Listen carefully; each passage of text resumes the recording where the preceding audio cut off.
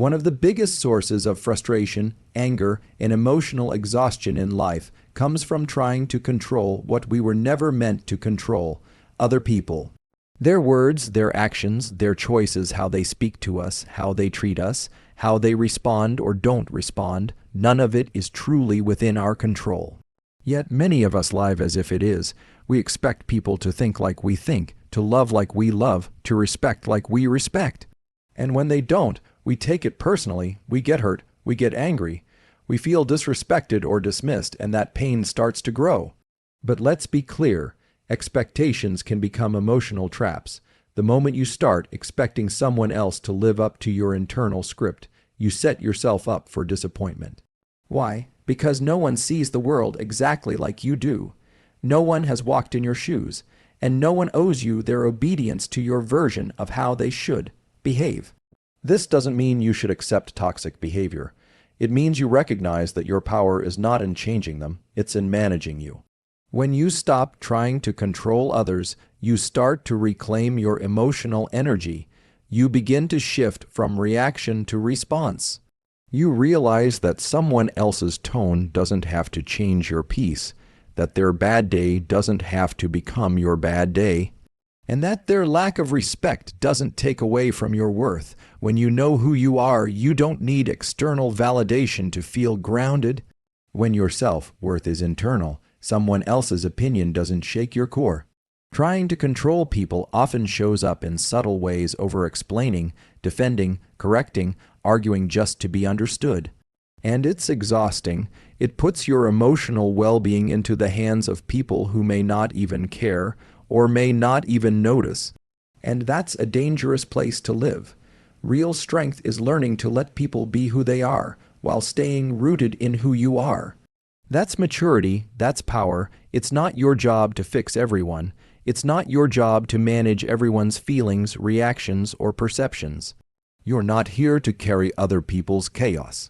Your job is to manage your own lane, to become so centered in your own mindset and values that you don't get knocked off balance by someone else's storm. You'll realize that peace isn't something you chase, it's something you protect. And part of protecting it is understanding that emotional freedom comes when you stop needing people to be anything other than who they are. This doesn't mean you stop having standards. It means you place your energy where it matters, boundaries, not battles. Control your words, control your tone, control your focus.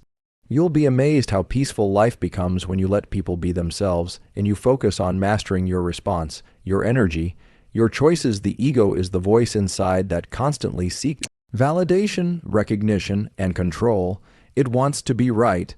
It wants to be praised. It wants to be seen. And when any of those desires are unmet, when someone criticizes us, ignores us, disrespects us, or simply disagrees, the ego flares up like a fire looking for something to burn.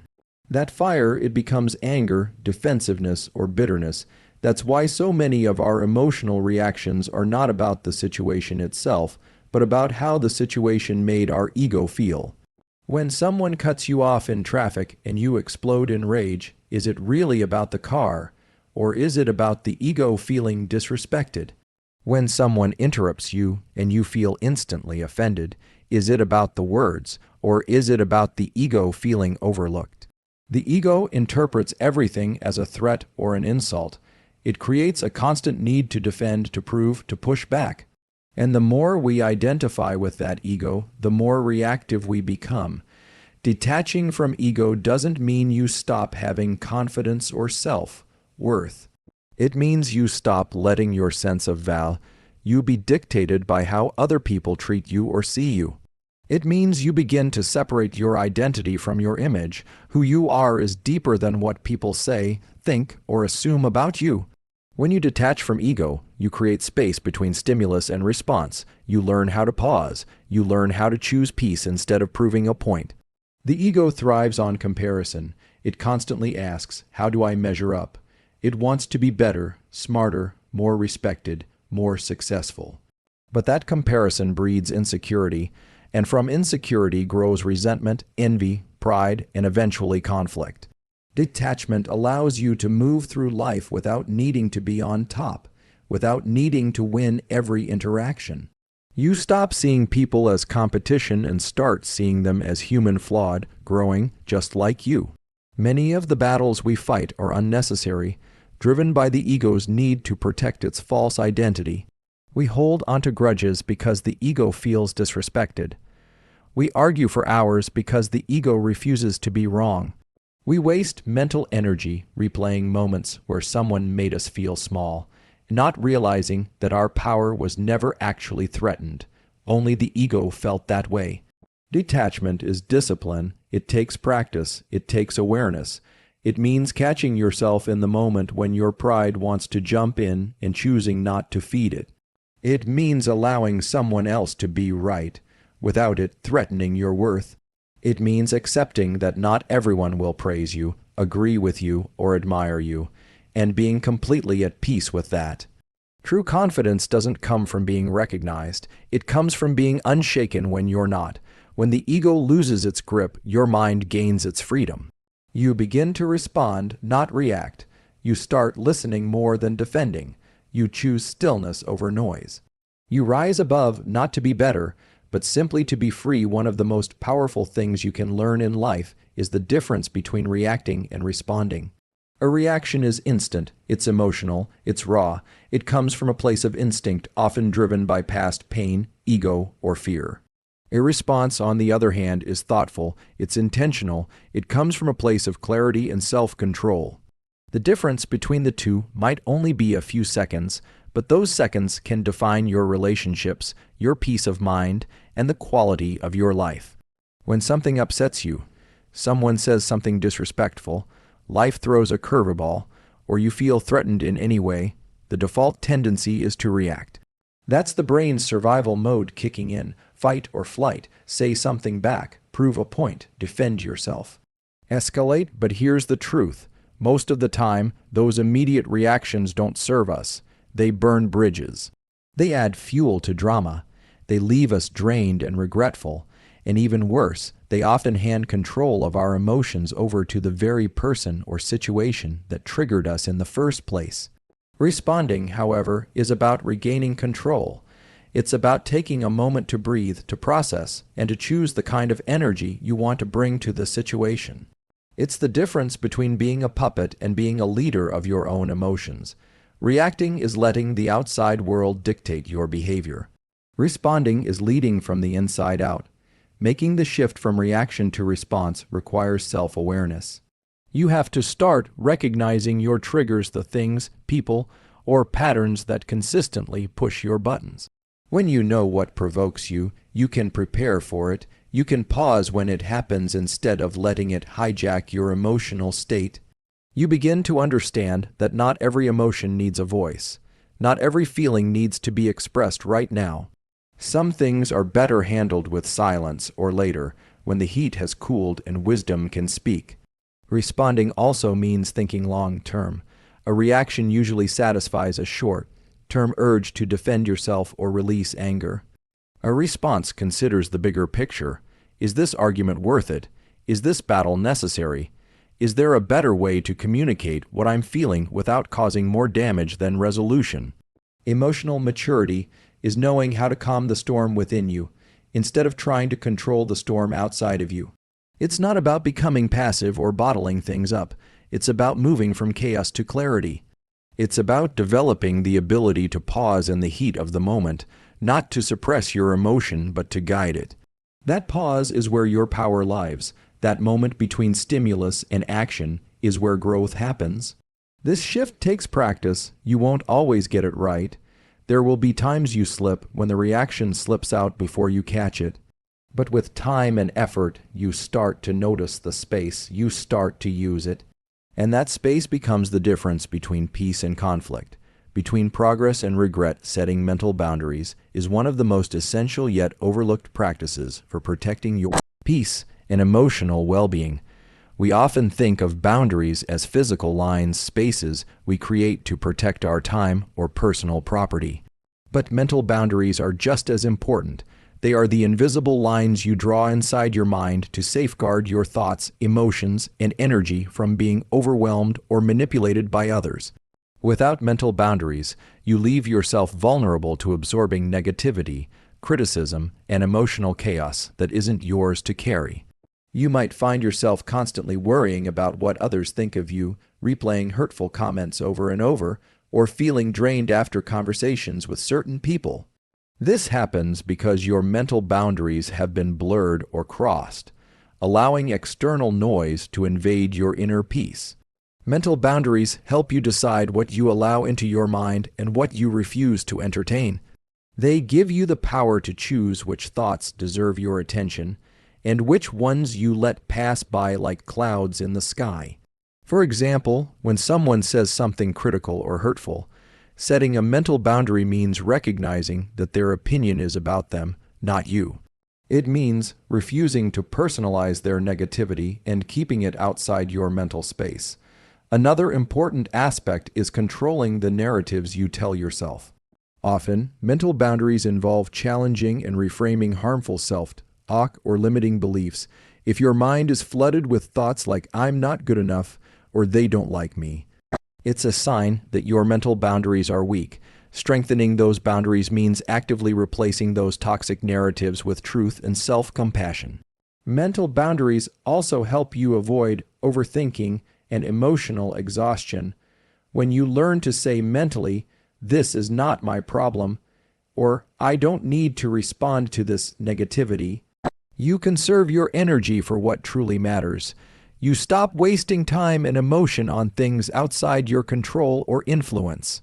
Building mental boundaries means being aware of your emotional triggers and learning to shield yourself from unnecessary harm.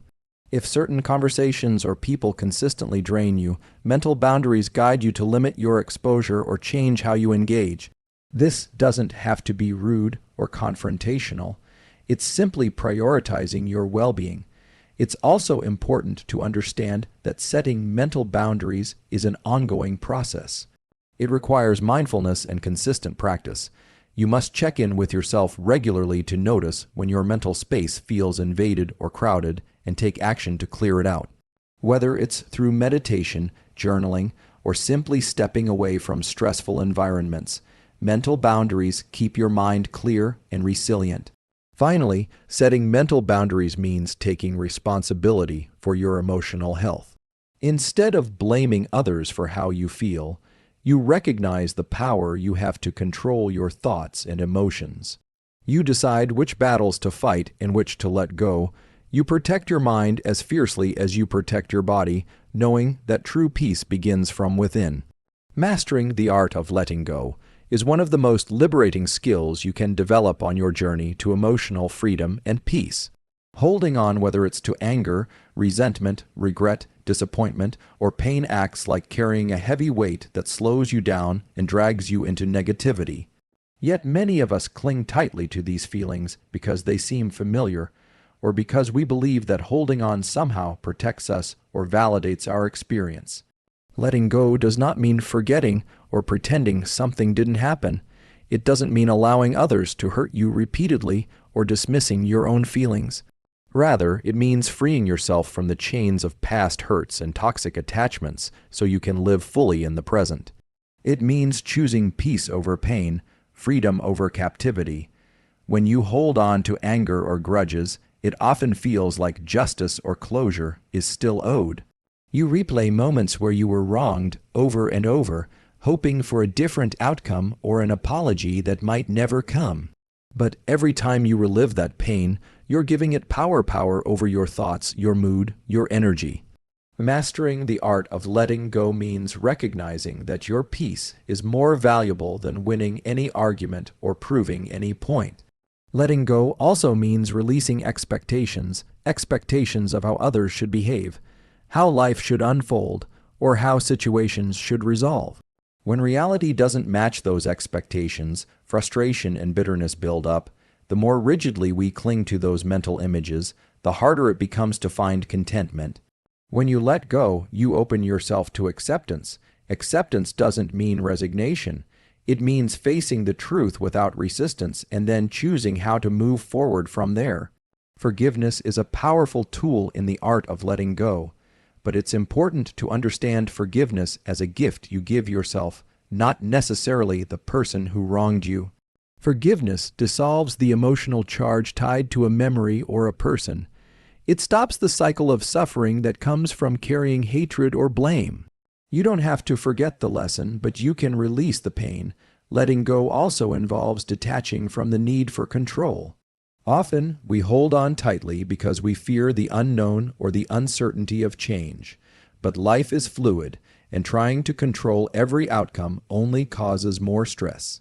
Mastering letting go means embracing change, trusting the flow, and having faith that you can handle whatever comes next. The process of letting go takes time and patience. It's not a one-time decision, but a continuous practice. You might find yourself slipping back into old patterns of holding on, and that's okay. Each time you notice it, you can gently remind yourself of your intention to release.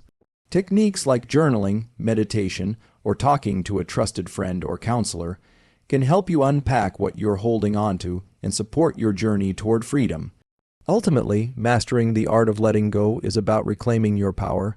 Instead of being a prisoner to your past, you become the author of your future. You create space for joy, peace, and new possibilities to enter your life by releasing what no longer serves you. Peace is not something that happens by accident or luck. It's a skill, a practice, and like any skill, it requires consistent effort and training. Just as you wouldn't expect to be physically strong without working out your body regularly, you can't expect to be mentally and emotionally peaceful without exercising your inner calm every day. Peace is like a muscle. The more you train it, the stronger it becomes and the easier it is to maintain, especially in challenging situations. Training peace begins with awareness. The first step is to notice when your mind starts to spiral into negativity, anxiety, or anger. Often, we are so caught up in our emotions that we don't realize how reactive or unsettled we are until it's too late. Building the muscle of peace means becoming mindful of your thoughts and feelings in real time.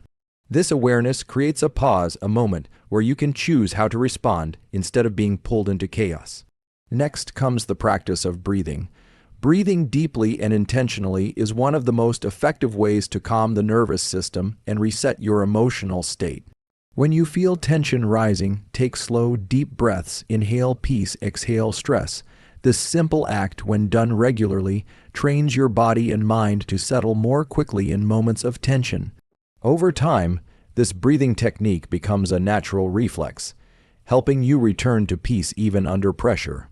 Meditation and mindfulness exercises are like weight training for your peace muscle. Setting aside just a few minutes each day to sit quietly, observe your thoughts without judgment, and focus on the present moment builds resilience. It strengthens your ability to detach from worries about the past or future and anchors you in calm. This mental discipline enhances your capacity to maintain peace in everyday life, especially when distractions and stressors arise. Another important part of training peace is cultivating gratitude. Gratitude shifts your focus from what's wrong or missing to what's good and abundant in your life. When you regularly reflect on things you appreciate, big or small, you nurture positive emotions that act like a buffer against negativity. This consistent mental shift trains your brain to seek peace and contentment rather than dwelling on frustration or anger. Self-care routines also contribute to strengthening your peace. When you take care of your body with proper sleep, nutrition, and exercise, you provide a strong foundation for mental and emotional stability. Physical health and mental peace are deeply connected, so investing in your well-being supports your ability to stay calm and centered. Lastly, training peace means setting boundaries, knowing when to step away from toxic environments, negative people, or situations that drain your energy. Protecting your peace by limiting exposure to chaos and negativity is like avoiding injuries that could weaken your muscle. It's a proactive step that preserves your calm and allows you to recover and grow stronger. Peace is not a destination, it's a daily practice. It requires patience, commitment, and intentional effort. But the reward is profound: a mind that stays steady amidst storms, a heart that remains open despite challenges, and a life that feels balanced and grounded no matter what happens around you. In the end, the power to remain calm and unbothered lies within you, not in changing others, but in mastering yourself. By recognizing what you can control, detaching from ego, choosing thoughtful responses over instant reactions, setting clear mental boundaries, learning to let go, and training your peace every day, you build an unshakable foundation of inner strength. This foundation protects you from the storms of life, freeing you to live with clarity, confidence, and true freedom. Remember, peace is not something that happens to you, it's something you create. And when you take responsibility for your peace, no one and nothing can take it away.